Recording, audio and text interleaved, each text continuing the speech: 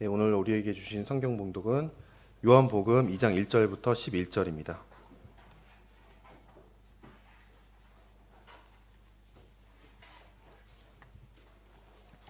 요한복음 2장 1절부터 11절입니다.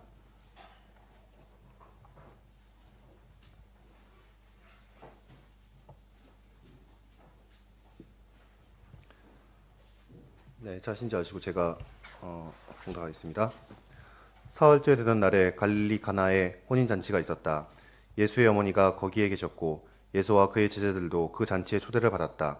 그런데 포도주가 떨어지니 예수의 어머니가 예수께 말하기를 포도주가 떨어졌다 하였다. 예수께서 어머니에게 말씀하셨다. 여자여, 그것이 나와 당신에게 무슨 상관이 있습니까? 아직도 내 때가 오지 않았습니다. 그 어머니가 일꾼에게 이르기를 무엇이든지 그가 시키는 대로 하세요 하였다. 그런데 유대 사람의 절경 예법에 따라 거기는 돌로 만든 물 항아리가 6이 놓여 있었는데 그것은 물 두세 동이를 항아리였다. 예수께서 일꾼들에게 말씀하셨다. 이 항아리에 물을 채워라. 그래서 그들은 항아리에 물을 가득 채웠다. 예수께서 그들에게 말씀하시기를 이제는 떠서 잔치에 맡은 이에게 가져다 주어라 하시니 그들이 그대로 하였다. 잔치를 맡은 이는 포도주로 변한 물을 맛보고 그것이 어디에서 나는지 알지 못하였으나 물을 떠온 일꾼들은 알았다. 그래서 잔치를 맡은 이는 신랑을 불러서 그에게 말하기를 누구든지 먼저 좋은 포도주를 내놓고 손님들을 취한 뒤에 덜 좋은 것을 내놓는데 그는 이렇게 좋은 포도주를 지금까지 남겨두었구려 하였다. 예수께서 이 첫 번 표징이 갈릴리 가나에서 행하여 자기의 영광을 드러내시니 그의 제자들이 그를 믿게 되었다. 아멘. 예, 오늘은 윤주수 목사님께서 나오셔서 잔치에 참여 준비를 위해서 설교를 해주시겠습니다. 나오실 때 뜨겁게 박수로 시작해 주시겠습니다. 박수까지 감사드립니다. 오하요 고자이마스. 네, 오랜만입니다. 벌써 제가 한 2달만 지나면 여기 그만둔 지 2년이 지나요. 진짜 시간 빠르게 지나간 것 같습니다. 야, 다들 건강하셨죠? 네, 뭐 처음 뵙는 분들도 계시고 다들 건강하게 보여서 너무 감사합니다. 저도 건강해 보이죠? 네, 너무 건강해 보여서 한 2년 동안 이런저런 일이 좀 있었는데 오히려 정말 전화위복이라는 얘기가 있잖아요. 그래서 정말 하나님께서 은혜를 주셔서 정말 감사하게 지금도 일본 선교를 위해서 열심히 준비하고 있고 또 계획하는 대로 하나님 원하시는 대로 잘 이루어지고 있습니다. 그래서 얼마나 감사한지 모릅니다. 지금까지 기도해 주시고 격려해 주셔서 너무 감사합니다. 그러나 지금부터도 더욱더 기억해 주셔서 기도해 주셨으면 더 감사하겠습니다. 자, 우리 앞뒤 좌우 인사 한번 합시다. 오늘 비 오는데 오시느라고 고생하셨습니다. 예, 오시느라 정말 고생하셨습니다.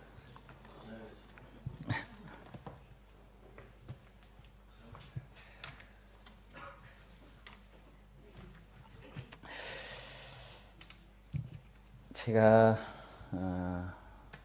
몇 년이 지났을까요?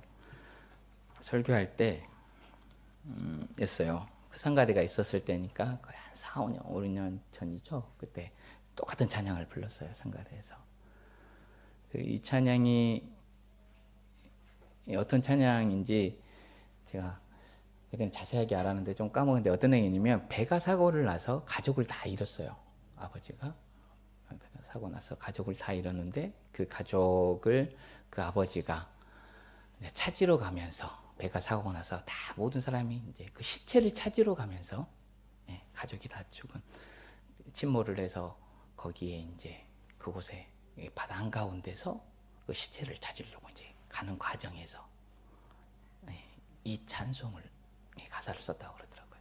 여러분 한번 생각해 보십시오.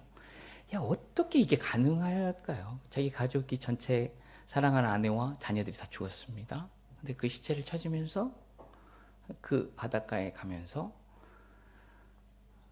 내 영혼은 평안해, 내 영혼은 평안해. 그 찬양이 부를 수 있을까요? 정말 이게 왜 이게 가능할까? 이게 왜 가능할까? 여러분 한번 생각해 보신 적 있으십니까? 네. 그러니까 어떤 상황이 와도 우리에게 평안할 수밖에 없는 그 이유가 무엇일까라는 것을 우리가 한번쯤 이걸 잊어버려서는 안 되겠다라는 생각이 드는 거예요. 정말 우리가 이걸 잊어버리면 우리 크리스찬들이 이걸 놓치면 정말 안 되겠다라는 생각을 해봅니다. 그래, 창세기 1장 1절에 보면 태초에 하나님이 천지를 창조하시느니라. 참, 이 부분이 가장 제가 일본 사람들을 만나면서 이렇게 나누다 보니 이 부분이 가장 어려워요. 태초에 하나님이 천지를 모든 사람도 마찬가지일 거예요. 태초에 하나님이 천지를 창조하시느니라. 이 부분이 이해가 돼야 되잖아요. 믿어줘야 되는 거잖아요. 근데 이 세상이 어떻게, 우리가 교육을 너무 잘 받았어요. 그죠? 학교에서 별로 공부도 열심히 안 하면서 그런 건 다 기억하고 있어요. 이게 진화론부터 시작해서 너무나 기억하고 있어요. 그렇기 때문에 이걸 믿지를 못하는 거예요, 이 말이. 근데 중요한 건 사실은 여기 모인 우리들은 이 말씀이 믿어진다라는 거예요. 인간의 이성으로서 믿어질 수 없는 이야기가 우리는 믿어지는 거예요. 그 이유는 뭐냐면 이 비 오는데 여러분들 여기 앉아 있는 거잖아요, 지금. 네. 하나님이 우리를 위하여 십자가에 못 박혀 죽으시고 부활하신 날을 기억하면서 여러분들이 지금 이 자리에 모인 거잖아요. 그래서 이 예배를 통해서 하나님의 놀라운 은혜가 여러분들 가운데 있기를 주님의 이름으로 축원합니다. 또 말씀을 통해서 하나님의 사랑을 깨닫는 귀한 시간 되기를 원합니다. 인간에게는 풀 수 없는 문제가 있습니다. 그렇죠? 인간에게는 풀 수 없는 문제가 있는데 창세기 1장 2장을 보면 모든 만물이 창조되어 있어요. 그렇죠? 창조된 공간에서 마음껏 누리라고 그랬어요. 하나님께서. 정말 마음껏 풍부한 것을 마음껏 누렸어요. 그러나 하나님 그 약속이 있었잖아요. 근데 창세기 3장에 와서는 그 약속이 어떻게 됩니까? 깨지게 되는 거잖아요. 그렇죠? 그 약속이 깨지게 됩니다. 그 약속이 깨지게 되면서 어떻게 돼요? 결코 죽을 수밖에 없는 존재, 타락할 수밖에 없는, 타락해서 더 이상 뭔가 할 수 없는 그런 존재가 되어버렸습니다. 그래서 저는 이 문제를 세 가지로 나눠보았습니다. 첫 번째, 죽음의 문제입니다. 죽음의 교제, 하나님과의 관계와 즉 죽음의 문제인데 창세기 2장 17절, 그러나 선과 악을 알게 하는 나무의 열매만은 먹어서는 안 됩니다. 그것을 먹는 날에 너희는 반드시 죽을 것이다 라고 말씀을 하고 있습니다. 하나님과의 관계가 깨지면 어떻게? 죽음의 문제가. 그리고 인간은 하나님을 떠나서 하루도 살아갈 수 없는 존재입니다. 그렇죠? 근데 이 관계가 깨어짐을 말하면 하나님을 만날 수도 없고 죽음의 저주 아래서 살아갈 수밖에 없는 존재가 되어버렸습니다. 또 두 번째는 추방의 문제입니다. 창세기 3장 24절에 그를 쫓아내신 다음에 에덴 동산의 동쪽에 그룹을 세우시고 빙빙 도는 불칼을 두셔서 생명나무에 이르는 길을 지키게 하셨다. 모든 것이 허락되는 곳이었어요. 그렇죠. 모든 것이 허락되는 곳. 그곳에서 추방되었습니다. 가장 중요한 것은 생명나무예요. 생명나무. 이 생명나무 과일에 이 과일을 먹으면 영원히 살 수 있었는데 이 생명나무 있는 곳부터 추방이 됐다는 거예요. 예. 그리고 세 번째는 부끄러움, 수치의 문제입니다. 수치의 문제가 됐습니다. 창세기 2장 25절에 남자와 그 아내가 둘 다 벌거벗고 있었으나 부끄러워하지 않았다라고 얘기를 하고 있어요. 근데 선악과를 따먹은 다음에는 3장 10절에 가면 하나님께서 동산을 거스리니 소리를 제가 들었습니다. 저희는 벗은 몸인 것이 두려워서 숨었습니다 라고 그가 대답했습니다. 이런 문제로 인해서 마태복음 15장 18절 19절에 보니까 어떤 문제가 대두가 됐냐면 그러나 입에서 나온 것들은 마음에서 나오는데 그것들은 사람을 더럽힌다. 마음에 악한 생각들이 나오는데 곧 살인, 간음, 음행, 도둑질, 거짓 증거, 비방. 살인, 간음, 음행, 도둑질, 비방 등 이런 문제점이 우리 인간들에게 이제 문제 앞에 놓이게 돼 있는 거예요. 이런 문제로 인해서 우리 욕심대로 살아가게 되는 것입니다. 그리고 욕심대로 살아가는데 문제가 늘 불안한 가운데 살아갈 수밖에 없는 존재가 돼요. 그리고 이게 행복이다라고 쫓아갔는데 어떻게 돼요? 갑자기 불행이 찾아옵니다. 인생의 가치도 목적도 없이 하루 살게 그 푹한 삶을 살아가게 되는 거예요. 또 많은 사람들은 인생의 가치를 찾기 위해서 어떻게 됩니까? 가치와 목적을 찾기 위해서 명예를 추구합니다. 그렇죠. 권력을 찾아갑니다. 그리고 돈을 열심히 벌어요. 근데 그러면서 뭔가 시간이 지나가면서 야 내가 성공했다라고 생각하는 순간 어떤 일이 벌어집니까? 예. 바로 허무함이 찾아오는 현실을 우리가 맛보게 돼요. 여러분들 아실 거예요. 내가 열심히 뭔가를 해냈어요. 근데 그 뒤에 와서는 뭔가 공허함이 찾아와요. 그럼 여러분 많이 느껴보셨을 거예요. 그래서 삶의 만족도 없이 살아갈 수밖에 없는 존재. 그리고 매 순간 걱정, 근심이 끊임없이 살아갈 수밖에 없는 존재로 우리가 그런 상태가 되어버렸어요. 그런 상태가. 근데 중요한 것은 중요한 것은 하나님께서 우리를 사랑하셔서요. 창세기 3장 15절의 말씀을 주셨습니다. 온 복음을 주셨죠. 아멘. 그래서 요한복음 3장 16절의 말씀을 주면서 이 문제를 해결할 수 있는 분이 계시다라고 말씀을 하고 있어요. 그분은 이 문제를 완벽하게 이루시고요. 또 지금은 하나님의 보좌 우편에 앉아 계십니다. 그리고 우리를 맞이하러 이제 다시 오실 준비를 하고 계십니다. 할렐루야. 아멘. 오늘 이 말씀, 오늘 본문 말씀 우리가 너무나 잘 알고 있는 내용이죠. 그죠? 가나안 혼인잔치. 예를 또 잘 아는 내용입니다. 근데 우리가 풀 수 없는 이 문제를 해결해 주신 그분이 첫 번째 표적으로 행하고 있는 부분이에요. 예수님과 제자들이 예수님이 어머니 마리아와 함께 가나안 혼인잔치에 참석을 하게 됩니다. 가나안은 나사렛에서 한 4km 정도 떨어진, 나사렛에서 예수님이 이제 살으셨죠. 거기서 하셨는데 한 4km 정도 떨어진 곳입니다. 근데 마리아가 그 혼인잔치에 음식까지 관여한 걸 보면 굉장히 가까운 친척이지 않나라는 생각을 해봅니다. 근데 혼인잔치가 한창 무르익을 쯤에 이제 어떻게 돼요? 혼인잔치에 없어야 될 포도주가 이제 없어졌던 거예요. 떨어졌습니다. 근데 유대인들은 흔히 잔치가 보통 수요일에 시작을 합니다. 보통 일주일, 길게는 한 2주간 정도 이게 잔치를 해요. 근데 중요한 것은 이 혼인잔치를 준비하는 집에서는 이 포도주를 충분하게 준비를 해야 됩니다. 그런데 그 혼인집에 뭐가 떨어졌어요? 포도주가 떨어졌어요. 그러면 포도주가 없는 잔치는 잔치일 수 있을까요? 없을까요? 잔치일 수가 없게 되는 거예요. 그때 마리아는 예수님께 뭐라고 얘기합니까? 포도주가 떨어졌다고 얘기를 해요. 근데 이 얘기는 무슨 얘기냐면, 포도가 떨어졌다는 얘기는 무슨 얘기냐면, 마리아가 아들 예수를 좀 자랑하고 싶은 거예요. 당신이 지금 포도주가 지금 떨어져 있는 상태에서 마리아는 예수님이 어떤 분이라는 걸 이제 알고 있었는데 지금 이 상태에서 당신이 어떤 존재, 당신이 메시아라는 것을 좀 증명해봐라. 자랑하고 싶은 거예요. 증명해봐라. 근데 그렇게 얘기를 하니까 뭐라고 그래요? 예수님은 가서 여자야 나와 무슨 상관이 있습니까? 라고 얘기를 합니다. 나와 무슨 상관이 있습니까? 여기서 쓴 여자여, 그것은 이제 기네라는 히브리어, 아니 헬라어인데요. 예수님께서 십자가상에서 마리아에게 요한을 가리키면서 여자여 보소서 아들이다 하셨을 때 똑같은 그런 단어를 썼어요. 기네라는 단어를 썼습니다.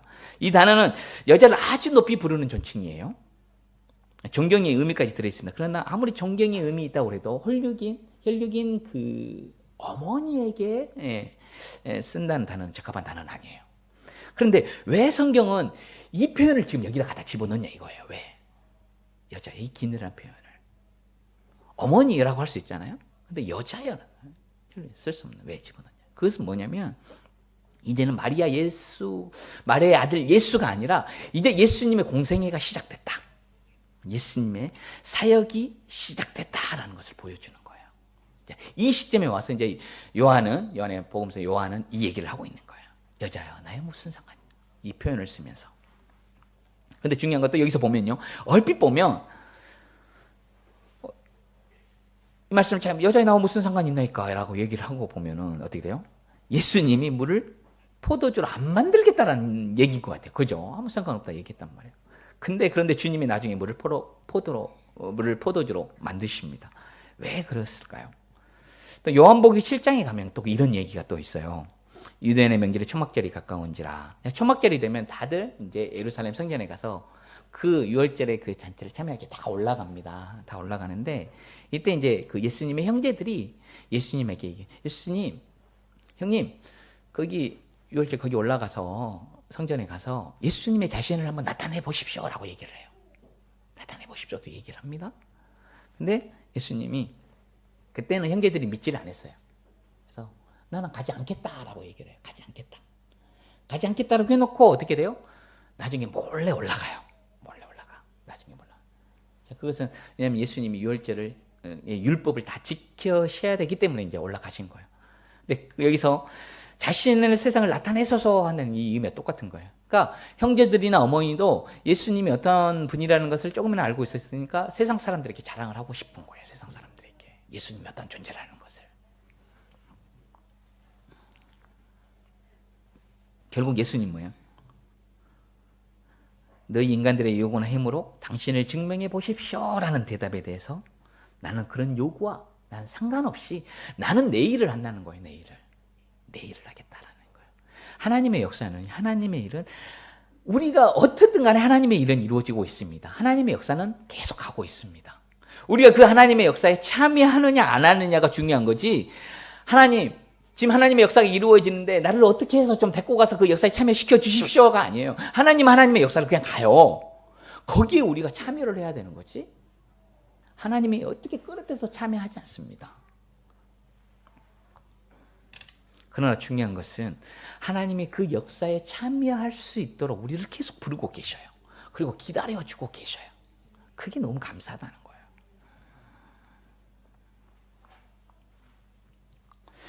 사랑하는 여러분, 예수님이 이 땅에 오신 목적이 무엇일까요? 우리 너무나 잘 알고 있습니다. 자신을 증명하기에 이 땅에 오셨습니까? 자기의 능력을 자랑하기 위해서 이 땅에 오셨습니까? 아니면 우리의 필요한 것들, 우리의 이 세상에서 원하고 바라는 그런 소원들을 다 이루어주기 위해서 이 땅에 오셨습니까?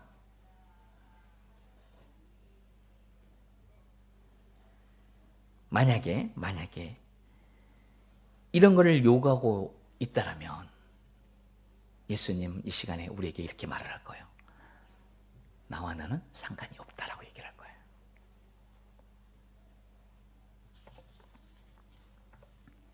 예수님은 이 세상에 있기 때문에 오신 분입니다. 할렐루야. 예수님 우리의 소원을 들어주시기에 오신 분이 아니에요. 잘 들으셔야 됩니다. 오해하지 마세요. 이런 얘기했다 또 이렇게 또 오해하셔서 또 아무것도 안 들어주신다더라 어쩐다 그러지 마십시오. 절대 그러지 마십시오. 네. 갑자기 졸다가 또 이렇게 잘 들으셔야 됩니다. 주님은 십자가에서 우리의 죄를 도말하셨습니다. 그래도 불구하고 여전히 우리 안에 있는 죄의 오염과 부패성들을 신앙생활을 통해서 씻고내고 계셔요. 씻어내고 계시는 것입니다. 그런데 우리는 이 죄에 오염되어 있는 부패성을 신앙생활을 통하여, 말씀을 통하여 또 계속 씻어내고 우리가 살아가고 있는데, 이걸 씻어야 내야만이 뭐예요? 우리에게 닥쳐진 이 세 가지 문제가 해결되어 우리는 영원한 생명을 누리면서 살아갈 수 있다는 거예요. 근데 이 문제가 해결되기 이전에 우리는 내 앞에 있는 문제점만을 해결해 주기를 원하고 있다라는 거예요. 네. 눈앞에 보이는 걱정, 근심, 눈앞에 보이는 여러 가지 문제점들, 그것만 우리에게 요구를 하고 있다. 근데 중요한 것은요, 성경은 분명히 얘기해요. 마태복음 6장 33절에 너희는 먼저 그의 나라와 그의 의를 구하라고 말씀을 하고 있습니다. 너희는 먼저 그의 나라와 그의 의를 구한다. 그러면 이 모든 것을 너희에게 더 하신다라고 얘기를 하고 있습니다. 내가 하나님의 일을 하면은 하나님께서 우리 일을 해주시는 거예요. 우리가 뭐가 우선순위인지를 분명히 알고 살아야 된다라는 거예요. 우리가 이걸 잊어버리는 순간 우리에게 필요한 것은 채워질 수가 없습니다. 만약에 그게 채워진다, 그게 만약에 채워졌다라면 그것은 바로 뭐예요? 저주인 거예요. 네. 여러분들 이 세상이 너무 행복해가지고 너무 좋아서, 너무 살기 좋아서 예수님이 우리를 데리러 오셨습니다. 예수님 우리를 데리러 왔는데 우리는 거기 따라가야 돼. 근데 이 세상이 너무 좋으니까 예수님 이제 안 갈랍니다. 한 예를 들면 어떤 사람이 이제 예수님이 얘기를 했어요. 야, 내가 지옥 여행을 좀 시켜줄 테니까 한번 가보지 않을래? 라고 딱 얘기를 했어요. 그래서 어떤 사람이 예 좋습니다, 한번 가보시죠. 그랬더니 딱 데리고 갔답니다. 딱 데리고 갔는데 어디를 데리고 갔냐면 저기 신축주 가부키 그쪽에 신주쿠 거기를 딱 갔어요. 딱 거기를 구경시켜줬어요. 야, 가서 보니까 너무 좋아요. 삐까번쩍하고 너무 졸고 너무 사람들이 행복해하는 거예요. 너무 즐겁고 너무 좋은 거예요. 너무 좋으니까 그걸 딱 보고 이제 그걸 딱 보고 왔어요. 그러면서 이 사람이 예수님에게 이런 얘기를 합니다. 예수님, 저 지옥 보내주십시오. 내가 지옥을 보고 왔는데 너무 좋습니다. 지옥을 보내주십시오. 좋다. 그럼 지옥으로 가라. 지옥을 보내줬어요. 가서 보니까 자기가 생각했던 지옥하고 너무 틀린 거예요. 이거 예입니다. 예예요. 또 뭐 성경에 있는 내용 아닙니다. 예예요.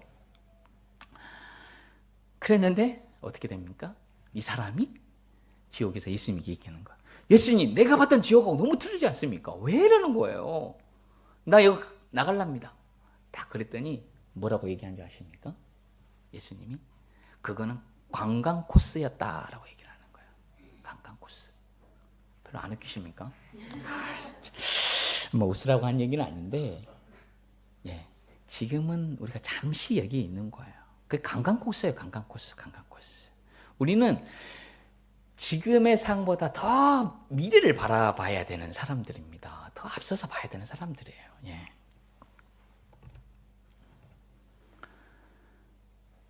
그러면서 예수님 포도주를 구하는 마리아에게만 내 때가 아직 이르지 않았다라고 얘기를 합니다.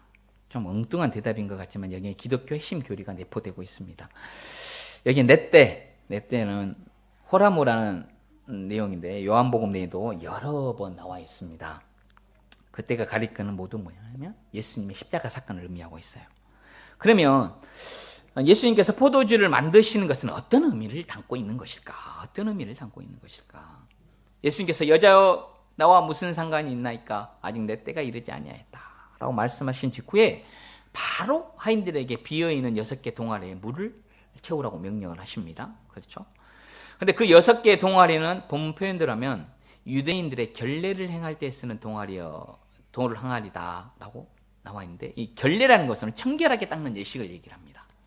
그러니까 유대인들이 밖에 나갔다가 들어왔을 때 혹은 식사하기 전에 반드시 손과 발을 씻고요, 그리고 몸을 청결하게 닦아야만 했습니다. 근데 이것은 율법도 아니었어요. 그냥 장로들의 유전이었어요. 전통이었어요.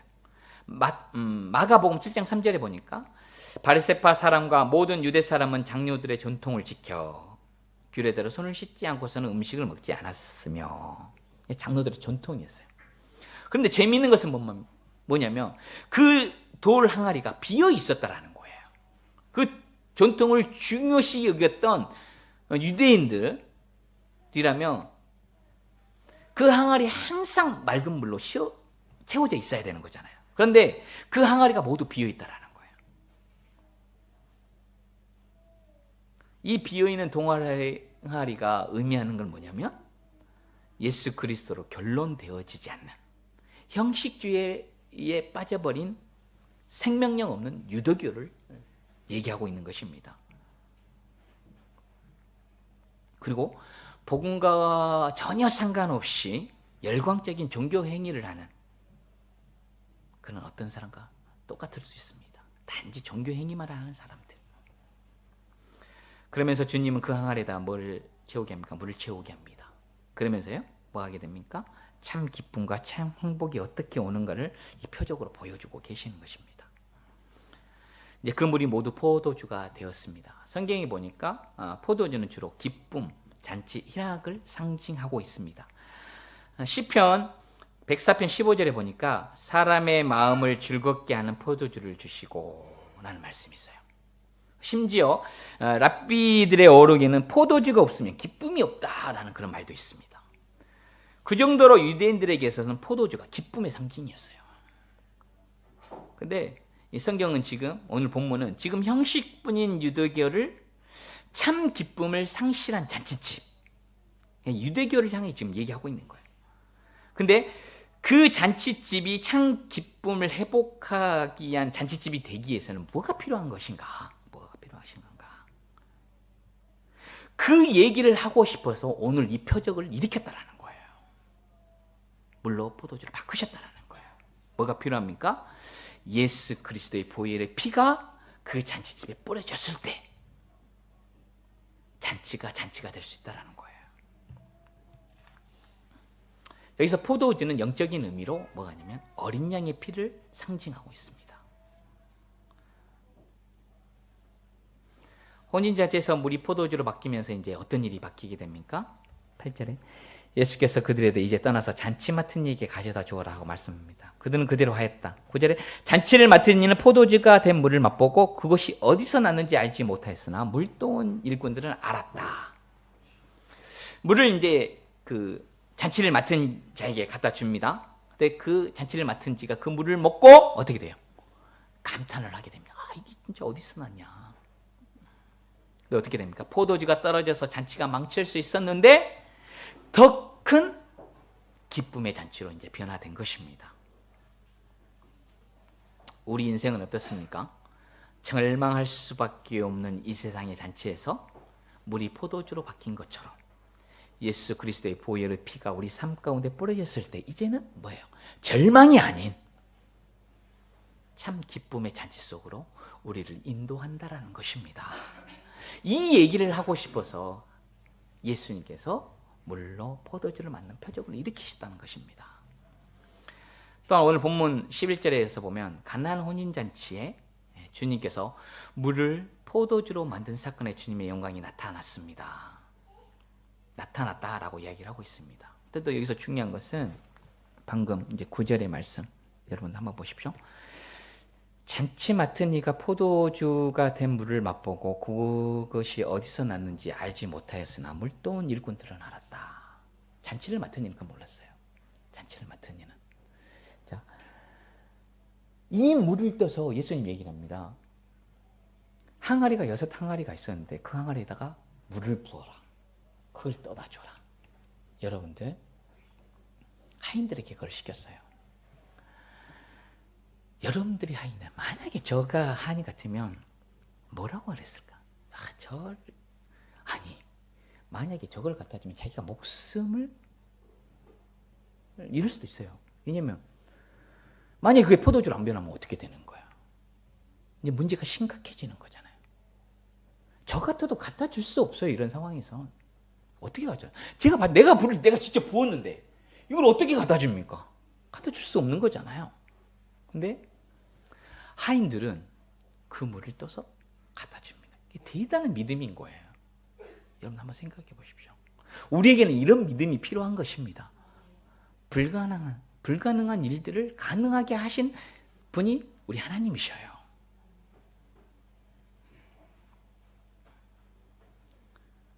근데 이 물을 떠서 갖다 줍니다. 갖다 줬더니 잔치 맡은 이가 그 맛을 봅니다. 근데 그 잔치 맡은 이는 그걸 몰라요. 그러니까 목숨을 내놓고 이 하인은 이 물을 갖다 줍니다. 얼마나 벌벌 떨었을까요? 맛볼 때까지 기분이 어땠을까요? 한번 생각해 보십시오. 근데 그 맛을 보고 이 잔치 맡은 이가 감탄을 합니다. 그때 하인에게 오는 기쁨이 어땠을까요?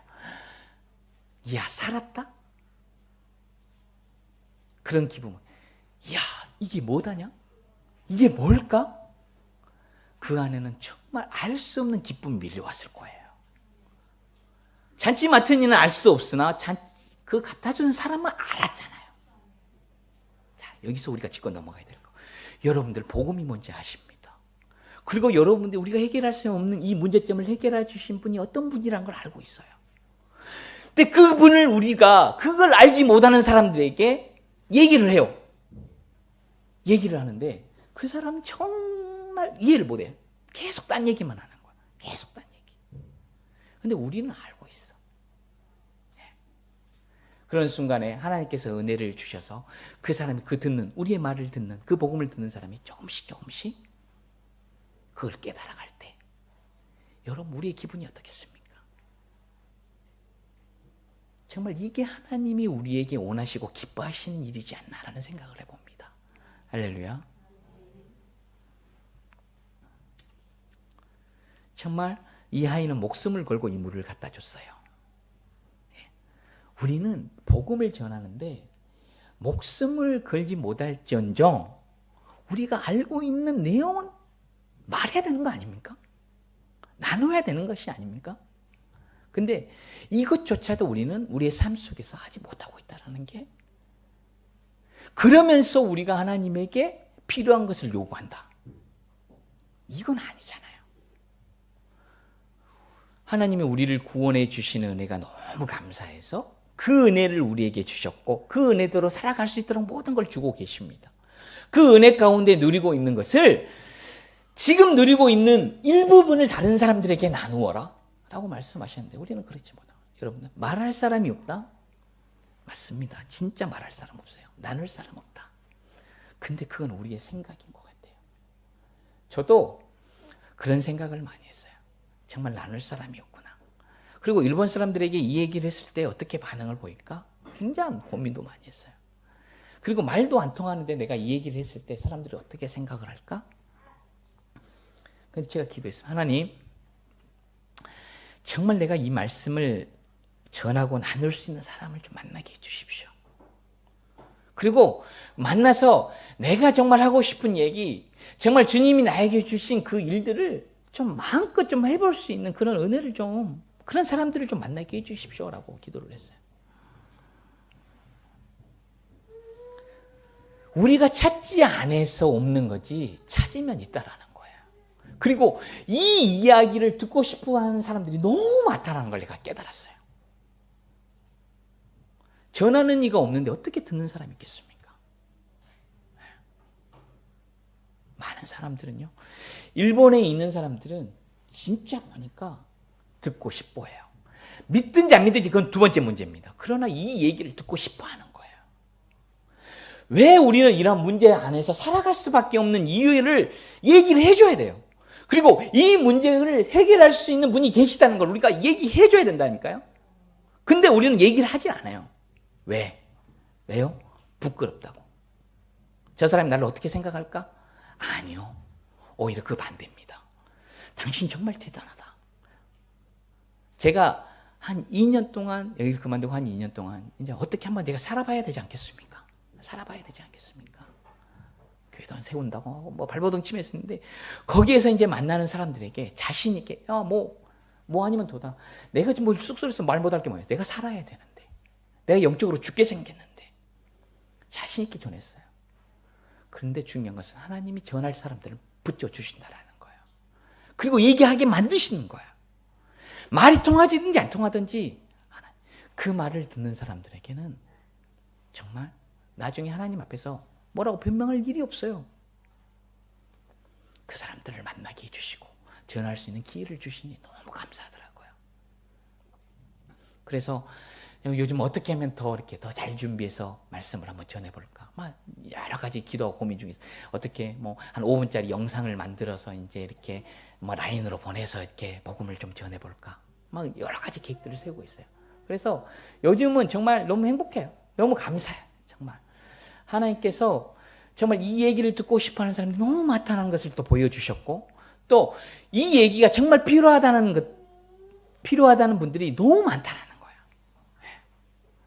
실질적으로 필요한 것은 우리 자신이에요. 지금 우리 자신에게 지금의 문제점을 한번 들여다보면서 말씀을 해요. 내가 정말 예수님을 믿고 있는지, 그 예수님을 믿고 그 문제점을 해결하며 나가고 있는지를 우리는 우리 자신에게 물어봐요. 우리 자신에게도 물어보지 않는 상태에서 뭐가 우리가 할 수 있겠습니까? 우리 자신에게도 이 문제가 해결되지 않는데 우리가 어떻게 주의 일을 할 수 있다라고 얘기를 할 수 있겠습니까? 우리는 한번 우리 자신들을 바라봐야 돼요.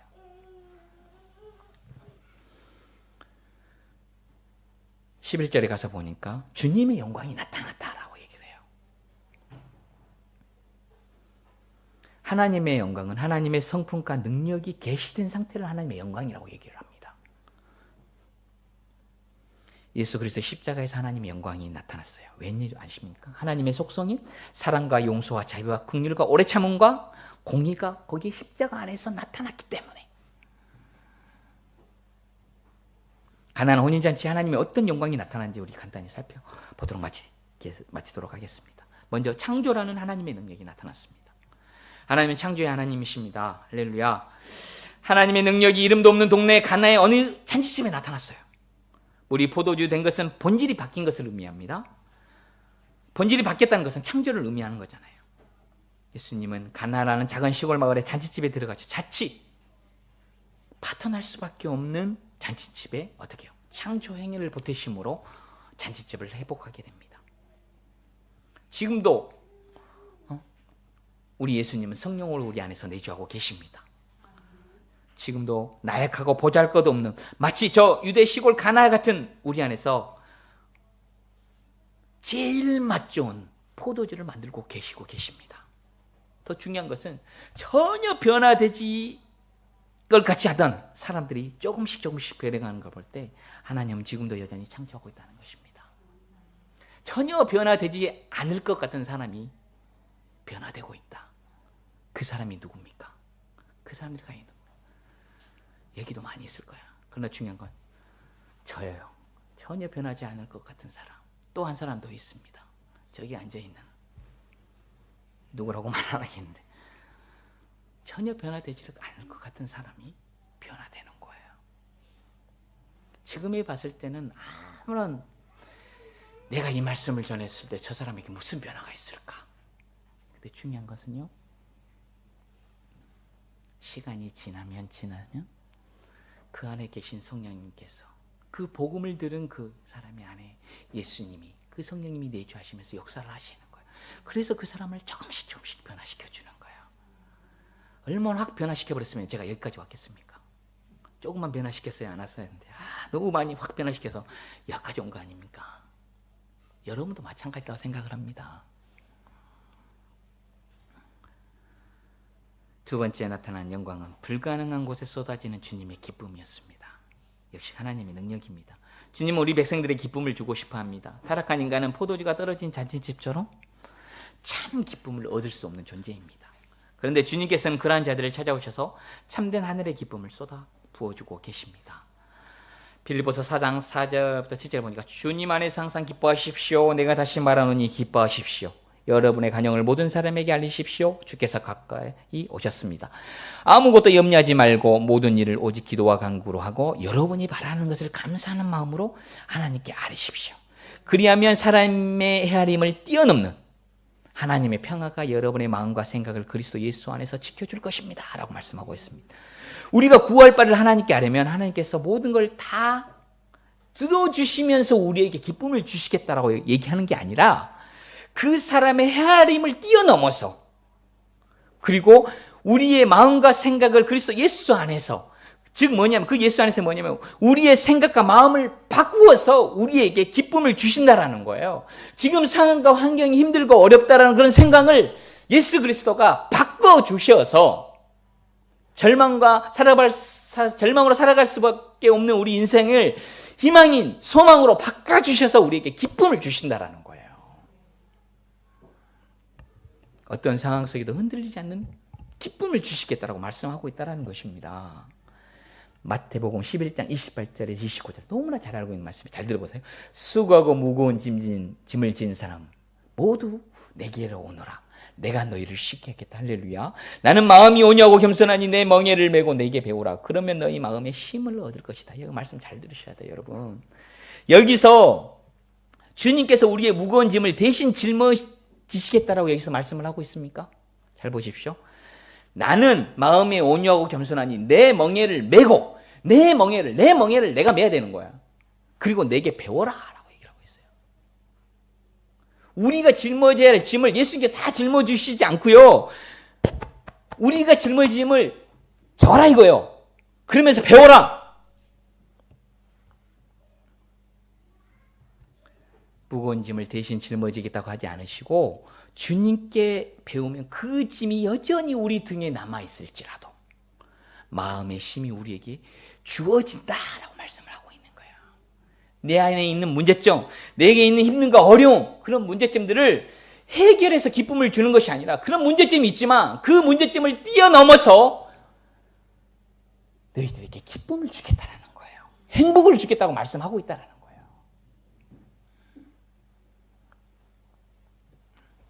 주님은 칠흑같이 어두운 우리의 삶에 찾아오셔서 흥겨운 잔치쯤을 만들어주고 계십니다. 사랑하는 성도 여러분, 여러분 정말 행복하십니까? 예수 믿는 것이 정말 행복하십니까? 그렇다면 하나님의 영광이 여러분들의 삶 속에 지금 나타나고 있다는 것입니다. 바로 지금 여러분 안에서 포도주가 충만하게 흘러넘치는 갓난 혼인잔치가 벌어지고 있다는 것입니다. 그런데 그 기쁨은 그냥 있으나 없으나 하는 그런 기쁨이 아닙니다. 가나안 혼인잔치에 새로 만든 포도주가 무려 180갤런 가까운 양이에요. 갤런은 1갤런이요 한 4리터 정도 돼요. 근데 180갤런은 한번 계산해 보십시오. 180 곱하기 4, 48에 32, 4일은 4, 한 700리터. 어마어마하지 않습니까? 그 어마어마한 양을 포도주로 바꿔주신 거예요. 그 포도주가 어떻게 돼요? 그 집에 흘러넘치게 됐다라는 거예요. 결국 하나님 우리에게 주신 기쁨은 세상에 주는 기쁨과 비교할 수 없다는 것입니다. 세상이 주는 기쁨은 늘 부족합니다. 늘 빠르게 시들어버립니다. 여러분들 새 집을 갖게 되면 그때는 좋아요. 또 새 차를 가지게 되면 그때는 좋아요. 그러나 어떠세요? 시간 지나면 다 똑같아요. 이 세상이 주는 기쁨은 절대적인 기쁨이에요. 절대적인 기쁨이 없어요. 이 세상이 주는 절대적인 기쁨 없어요. 다 상대적이지. 인간의 욕망은 끝이 없기 때문에 이 땅의 기쁨으로 그 욕망은 채워지지 않습니다.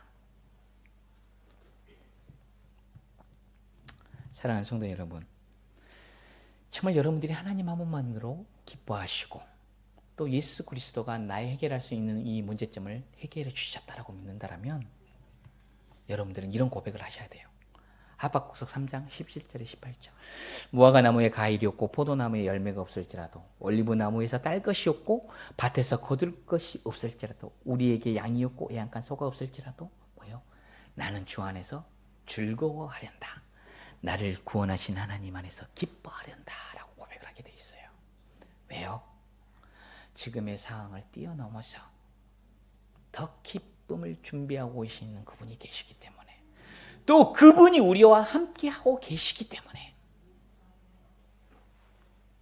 이렇게 하나님의 영광이 우리의 삶 속에 드러나게 되면 우리가 어떻게 살아야 될 것인가? 어떻게 해야 될 것인가? 하나님의 영광이 우리 삶 속에서 이제 드러나려면 어떻게 해야 될 것인가? 본문 3절에 보면 마리아가 중심 어디에 있었습니까? 포도주에 관심이 있었어요. 마리아에게는. 근데 5절에 가서 보면은 마리아 관심사가 바뀌게 됩니다. 뭐예요? 그 어머니가 일꾼들에게 이르시되 무엇이든지 그가 시키는 대로 하라라고요. 무엇이든지 그분이 하라는 대로 하라. 여러분들 눈앞에 보이는 문제점을 보고 관심을 갖지 마시고 이제 눈을 돌려서 더 큰 일을 행하실 그분을 바라봐야 된다는 거예요. 우리의 관심사가 지금 이 생의 문제였다면 그게 아니라 우리의 관심사는 이 일을 뛰어넘어 우리와 함께 하실 참 기쁨을 주실 참 행복을 주실 그분에게 눈을 돌려야 된다는 거예요. 포도주에서 눈을 돌려 그분께 주목하는 때 뭐예요? 하나님의 영광이 나타나게 된다는 것입니다. 사랑하는 성도 여러분, 여러분들은 주님의 말씀을 들을 준비가 되어 있으십니까? 아니면 아직도 여러분의 삶의 포도주에만 관심이 있으십니까? 만약 여러분이 예수를 믿는다고 하면서도 아직까지도 이 세상의 포도주에만 관심을 두고 계신다면 여러분은 예수를 믿으면서도 늘 부족하고 우울하고 초조할 것입니다. 그러나 세상의 포도주가 아닌 우리가 해결할 수 없는 그런 문제, 또 그 포도주를 뛰어넘어서 행하실 그 주님을 바라보고 그 주님 앞에 우리의 삶을 내어드리며 순종하며 한 발짝 한 발짝 나아갈 때 비로소 이 모든 것을 더하여 주실 줄 믿습니다. 할렐루야. 그래서 우리의 삶 속에 나를 위하여 십자가 못 박혀 죽으시고 부활하신 그 구속의 은혜를 매 순간순간 말씀을 통하여 묵상하시면서 내 삶에 적용을 시켜야 되는 거예요. 상황, 어떤 상황과 환경이 오더라도 그 말씀을 나에게 적용시키고 그 말씀이 어떻게 살아서 움직이는지 우리가 드러내야 된다는 거예요. 여러분들 힘내십시오. 여러분들은 정말 열심히 잘하고 계십니다. 열심히 잘 살고 계십니다. 그러나 지금의 이 순간에서 좀 더 한 발짝 한 발짝 더 뛰어나갈 때 지금도 함께 하셨던 하나님이 앞으로도 영원히 주님 오실 그때까지 함께 하실 줄 믿습니다. 그리고 더 큰 은혜로 함께 하실 줄 믿습니다. 그래서 여러분들의 삶 속에서 정말 하나님의 성품과 인격이 정말 새록새록 피어날 수 있도록 여러분들 조금 더 열심히 주님의 말씀에 그 예수님을 향하여 주목하며 살아가는 저와 여러분들이 되기를 주님의 이름으로 축원합니다. 기도드리겠습니다. 할렐루야. 사랑과 은혜 충만하신 하나님 아버지 너무나도 감사합니다. 주님의 은혜가 있기에 오늘도 살아갈 수 있음을 고백하며 또 내일도 살아갈 수 있음을 고백합니다. 하나님, 우리에게 더욱더 크신 은혜를 주시어서 이 세상의 것들을 구하는 것이 아니라 놀라우신 그 하나님의 은혜를 날마다 날마다 구하며 살아갈 수 있는 우리의 삶이 되도록 주님 이끌어 주시옵소서. 특별히 세우신 이 에덴 교회에 주님의 놀라운 은혜를 부어 주시고 특별히 세우신 주의 종을 기억하시사 늘 영육으로 강건하게 붙잡아 주시어서 하나님 이 일본 땅에 이 에덴 교회에 정말 주님의 복음을 전하는데 부족함이 없도록 세워 주시고 이끌어 주시고 또 여기 모인 성도들 한 사람 한 사람이 주님의 놀라운 은혜를 부어 주시어서 하나님 주님의 복음을 나가 전할 때에 모든 필요를 주께서 채워 주시고 함께하여 주시옵소서. 감사드리며 이 모든 말씀 우리 주 예수 그리스도의 이름으로 기도드렸습니다. 아멘.